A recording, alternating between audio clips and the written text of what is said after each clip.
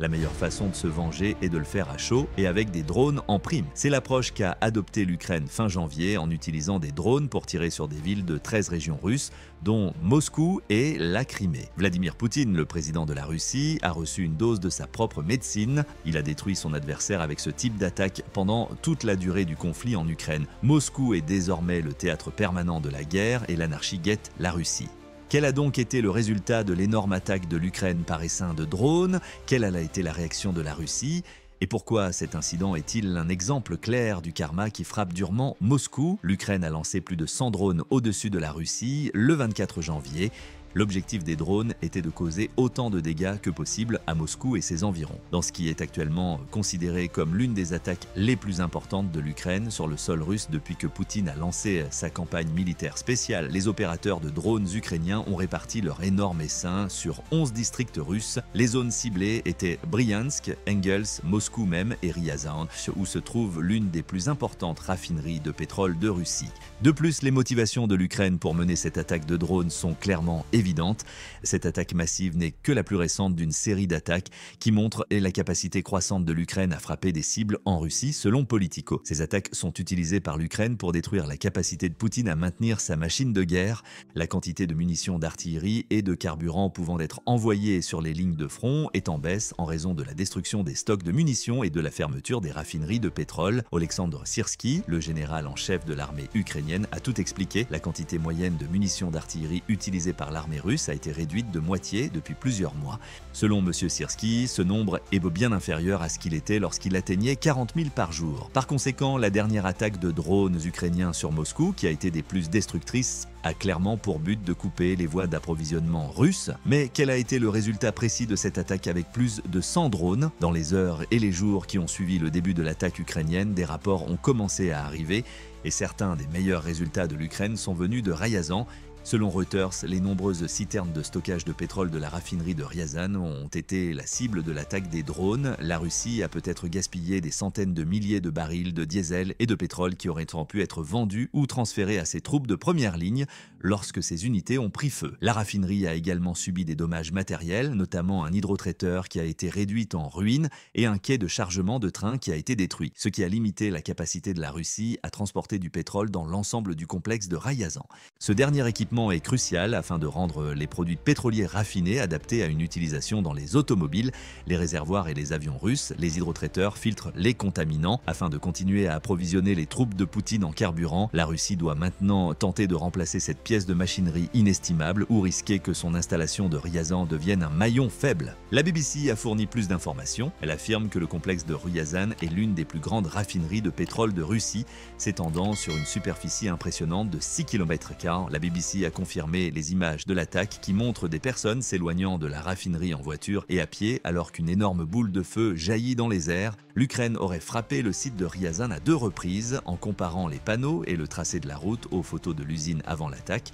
La BBC a pu déterminer que l'un des incendies provoqués par l'attaque du drone s'est produit à l'entrée nord de l'installation. Les unités de stockage de pétrole ont probablement été touchées par le deuxième incendie qui s'est déclaré du côté est du bâtiment à environ 2,5 km du premier. Et la situation de Poutine s'aggrave. L'Ukraine n'a pas seulement pris pour cible l'usine pétrolière de Ryazan, la centrale thermique adjacente de Novoryazan a également été touchée. Ces installations produisent la chaleur nécessaire pour transformer l'eau en vapeur à l'aide de combustibles naturels tels que le gaz et le pétrole. Les turbines sont ensuite propulsées par cette vapeur pour produire de l'électricité, comme la centrale thermique était probablement essentielle au fonctionnement de la raffinerie de pétrole de Ryazan. Son arrêt signifie la fermeture de la raffinerie. Kiev ne faisait que commencer, mais la réussite de la frappe à Ryazan aurait été à elle seule une énorme victoire pour l'Ukraine. Un autre objectif important était Moscou même. Selon Sergi Sobyanin, le maire de la ville, l'Ukraine a lancé une attaque frontale sur la ville dans la soirée du 23 janvier et a continué le 24 janvier. Les forces de défense aérienne du ministère de la Défense ont bien sûr repoussé une attaque de drones dans les districts de Kolomna et de Moscou, qui se trouvent tous deux dans la zone d'explosion de Moscou, et les drones volaient en direction de Moscou, selon Sobyanin, qui affirme également que la Russie s'est parfaitement défendue. Même si les drones ne sont pas arrivés, ils ont semé le chaos dans la capitale russe. incitant l'Agence fédérale du transport aérien à interrompre les vols aux aéroports de Žukovský, de Funakovo et de Domodedovo. La porte-parole de l'Agence fédérale du transport aérien a déclaré, pour assurer la sécurité des vols des avions civils, des restrictions temporaires ont été imposées sur le fonctionnement des aéroports de Sheremetyevo, Domodedovo, Funakovo, Žukovský et Kaluga. Les autorités n'ont pas fourni d'explications précises concernant ces suspensions. Comme vous l'avez peut-être remarqué, alors que l'agence a répertorié 5 aéroports, d'autres rapports ont indiqué qu'il n'y en avait que 3. Ce petit différend en détail nous révèle 2 choses dans le langage de la propagande russe. Premièrement, une plus grande partie de l'oblast de Moscou a été touchée par la grande attaque de drones ukrainiens que la Russie ne l'aurait souhaité. Deuxièmement, les aéroports ont dû être fermés car ces drones ont probablement causé plus de dégâts que ce qu'a déclaré Moscou. Et les attaques se sont poursuivies en Ukraine, avec notamment la région de Bryansk, en prélude à la contre-invasion beaucoup plus coordonnée de Koursk en août 2024. Vous vous souviendrez peut-être de la tentative d'invasion de la région frontalière par l'Ukraine en mars 2023. Kiev vise manifestement toujours cette région. L'Ukraine a attaqué l'usine de micropuces Kremlin-L à Bryansk par une frappe majeure de drones dans la nuit, causant des dégâts. Selon l'agence de presse TASS, dans la soirée du 24 janvier, 6 drones se sont écrasés sur Kremlin-L, endommageant l'entrepôt de produits finis et certaines installations de production. Bien qu'aucune victime n'ait été signalée lors de l'attaque, la motivation de l'Ukraine pour avoir pris pour cible l'usine est claire. L'entreprise produit des pièces essentielles pour certains des systèmes de missiles les plus puissants de Russie, avec un pourcentage stupéfiant de 94% de sa production destinée au ministère russe de la Défense. Il s'agit notamment des missiles de croisière russes Kaliber, des unités de défense aérienne Pantsir et du système de défense aérienne de pointe S-500. Selon RBC Ukraine, l'usine fabriquait également des semi-conducteurs pour les drones, les radars et les systèmes de guerre électroniques, ainsi que des puces pour les missiles nucléaires russes Iskander. L'usine ne peut pas fournir les puces nécessaires au fonctionnement de ces systèmes si elle est démantelée. En conséquence, les défenses aériennes russes sont moins à même de se défendre contre de futures attaques aériennes ukrainiennes en Russie, et la Russie dispose désormais de moins de missiles pour attaquer les villes ukrainiennes, du moins temporairement. Ce ne sont là que les 3 principales conséquences de la grande attaque de drones menée par l'Ukraine le 24 janvier, mais l'essaim de drones a forcé plusieurs autres régions à se défendre. Leur succès n'a pas été constant. De retour à Ryazan, les drones ukrainiens ont pris pour cible bien plus que la centrale thermique et la raffinerie de pétrole de la région. Selon RBC Ukraine, les systèmes de défense aérienne russes ont dû redoubler d'efforts pour arrêter les drones après qu'ils ont réussi à déclencher une série d'une dizaine d'explosions près du centre régional de Ryazan. L'Ukraine aurait également pris pour cible la base aérienne militaire de Diaghilev, située à l'extérieur de Ryazan. Bien que l'on ignore si cette attaque a été un succès, l'Ukraine visait probablement les avions T-95 et T-22 stationnés à la base, ainsi que l'usine de réparation d'avions 360 située à proximité. En détruisant des avions et en limitant la capacité de la Russie à réparer les avions endommagés, on réduirait également la pression constante exercée sur les villes ukrainiennes par les attaques de bombes planantes de la Russie. Le gouverneur de la région affirme qu'une résidence privée a même été touchée par l'épave d'un drone à Ryazan.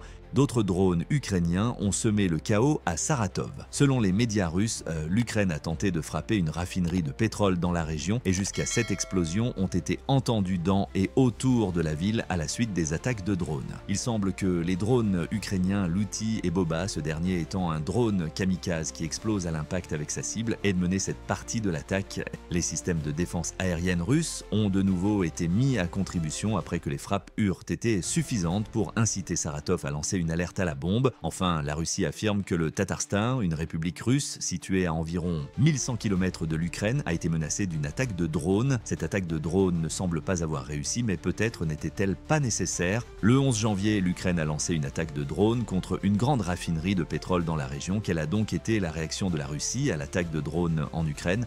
Eh bien, tous les drones qui ont attaqué ont été complètement éliminés. C'est du moins ce que les marchands de propagande de Poutine aimeraient vous faire croire. Les nouvelles en provenance de Russie étaient cohérentes, quelle que soit la région d'où provenaient les frappes. Personne n'a été blessé lorsque nous avons abattu les drones. La Russie affirme avoir détruit 20 drones à Ryazan et 37 à Bryansk.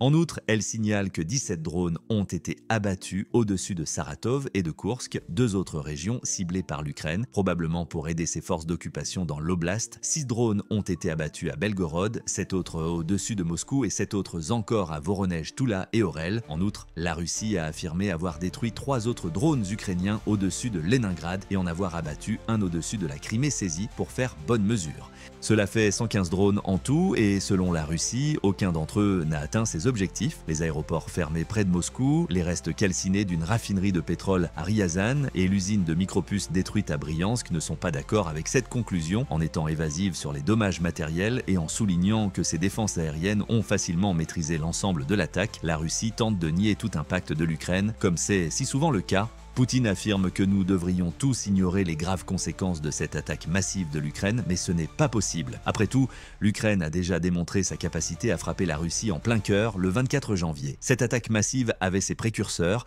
La Russie a accusé l'Ukraine d'avoir attaqué Moscou le 26 novembre 2023 en utilisant une flotte d'au moins 24 drones.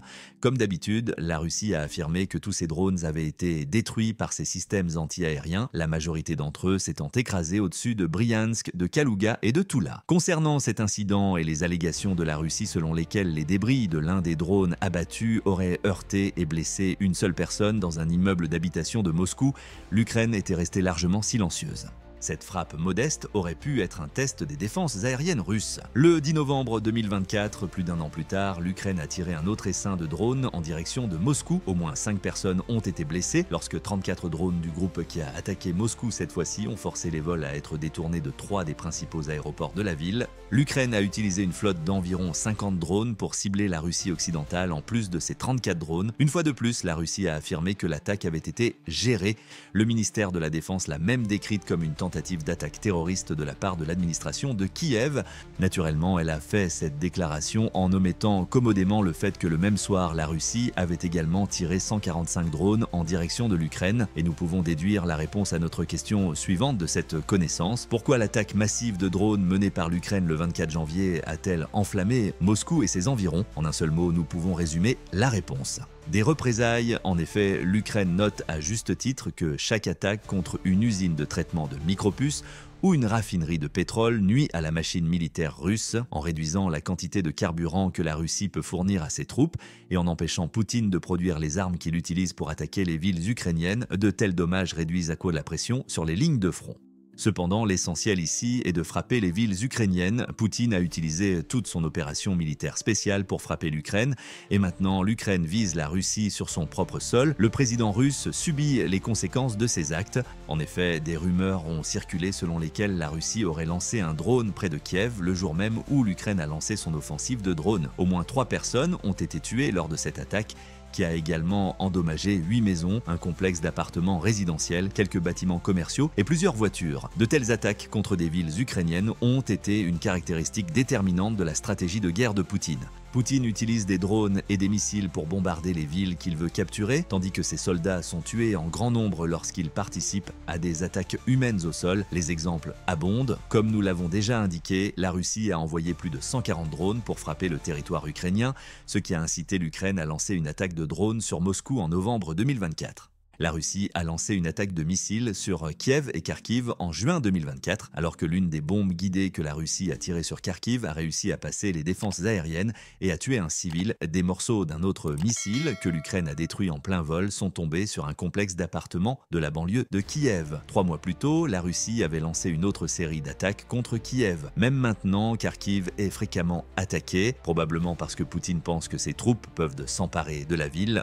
Une vague de frappes a également eu lieu en juillet 2024, certaines visant à nouveau Kiev et d'autres frappant les régions de Pokrovsk et de Kryvyi. Denise Brown, coordinatrice résidente des Nations Unies en Ukraine, a déclaré que cela s'était produit alors que les gens commençaient leur journée. Elle a ajouté que les frappes ont tué ou blessé des dizaines de personnes et gravement endommagé un hôpital pour enfants situé au cœur de Kiev. Poutine a lancé des centaines de frappes contre des villes ukrainiennes, dont celle-ci n'est qu'un petit échantillon. Nous pouvons frapper vos villes et votre capitale aussi violemment que vous frappez les nôtres. Tel était le message sans détour transmis par le bombardement de Kiev par des drones le 24 janvier. En outre, Poutine a également récolté les fruits de son opération militaire spéciale d'autres manières.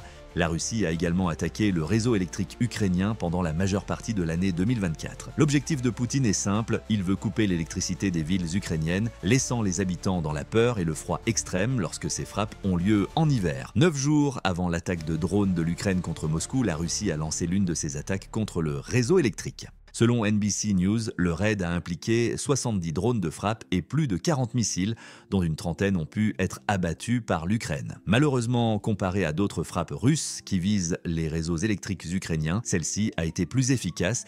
Des coupures de courant ont été signalées dans plusieurs endroits, dont Sumy, Kharkiv, Kirovorad, Zaporizhia et Dnipropetrovsk, selon la compagnie nationale d'électricité Ukr'Energo. Volodymyr Zelensky, le président de l'Ukraine, a expliqué la raison précise de ces attaques. Même en plein hiver, l'objectif de la Russie n'a pas changé. Notre infrastructure énergétique, a-t-il fait remarquer. Il a également raison. En janvier, les températures à Kiev peuvent descendre jusqu'à 7 degrés, ce qui est bien en dessous de zéro. Les attaques de la Russie contre le réseau électrique visent à empêcher les Ukrainiens ordinaires de chauffer leur maison. L'Agence internationale de l'énergie atomique, AIEA, affirme que les attaques généralisées de la Russie contre le réseau électrique augmentent le risque d'accident nucléaire. Selon le général Rafael Mariano Grossi, directeur de l'AIEA, une catastrophe nucléaire peut être causée à la fois par une attaque directe contre une centrale et par une interruption de l'alimentation électrique. Peut-être que Poutine veut le faire. Au lieu d'utiliser les armes nucléaires de la Russie contre l'Ukraine, comme Poutine l'a averti à plusieurs reprises pendant le conflit, il utilise ses attaques contre le réseau électrique pour tenter de déclencher un scénario à la Tchernobyl. Rappelons que le 24 janvier, l'Ukraine a attaqué des raffineries de pétrole russe. Cela donne un nouveau contexte à ces attaques. Ces attaques entravent également la capacité de la Russie à fournir de l'essence à ses propres citoyens, en plus de restreindre l'approvisionnement en pétrole et en diesel des troupes sur les lignes de front du conflit. C'est encore le karma de Poutine, les citoyens russes auront plus de mal si l'Ukraine attaque son réseau électrique. Enfin, il y a sans doute l'explication la plus significative de l'attaque de drones ukrainiens sur Moscou. Il s'agit d'une riposte à l'énorme nombre de morts civiles causées par la stratégie de Poutine dans la guerre en Ukraine. Le Haut Commissariat des Nations Unies aux droits de l'homme, ou CDH, a fait état de 12 456 morts civiles en Ukraine entre le 24 février 2022 et le 31 décembre 2024, selon Statista. Les attaques persistantes de la Russie contre les villes ukrainiennes à l'aide de missiles, de drones et de planeurs ont fait 28 382 blessés supplémentaires. Pour couronner le tout, 669 des personnes décédées et 1833 des blessés étaient des jeunes. La Russie a même intensifié ses frappes contre les civils en représailles aux efforts d'autodéfense de l'Ukraine. Par exemple, selon l'ONU, les attaques russes de septembre 2024 ont tué 208 civils ukrainiens et en ont blessé 1200 autres, très probablement en représailles à la contre-invasion de l'Ukraine à Koursk. Parce que Poutine a tout déclenché, l'Ukraine concentre ses attaques de représailles sur les villes et les installations militaires russes à l'intérieur même de la Russie. Plutôt que d'essayer de tuer des civils, il a fait des centaines de victimes en Ukraine en attaquant ses infrastructures électriques et en frappant ces villes. L'Ukraine a simplement donné à Poutine une dose de sa propre médecine le 24 janvier et d'autres suivront. L'Ukraine a attaqué une raffinerie de pétrole dans la ville de Kostovo 5 jours seulement après que son essaim de drones ait décimé Moscou et ses environs. 4 drones ont frappé cette raffinerie à plus de 800 km des lignes de front du conflit, causant de graves dommages à l'établissement. En outre, Zelensky affirme que d'ici octobre 2024, l'Ukraine sera en mesure de produire 4 millions de drones par an. Il y aura probablement beaucoup plus d'attaques à longue portée sur le territoire russe en 2025 en raison du volume de production. Alors que l'Ukraine rapproche de plus en plus la guerre qu'elle a déclenchée de la porte collective de son peuple, Poutine devra faire face à ces attaques de drones. Pourquoi Kiev ne devrait-elle pas agir de la sorte ? Ce n'est que la restitution de ce que Poutine a fait tout au long de la guerre. Cependant, que pensez-vous de la violente attaque de drones menée par l'Ukraine sur Moscou et les régions voisines ? Cette attaque était-elle un signe de ce qui attend la Russie alors que l'Ukraine devient plus à l'aise dans la production de drones ? Ou représente-t-elle l'Ukraine au sommet de ses capacités aériennes ? Merci d'avoir visionné la vidéo et n'hésitez pas à partager vos réflexions dans la zone de commentaires.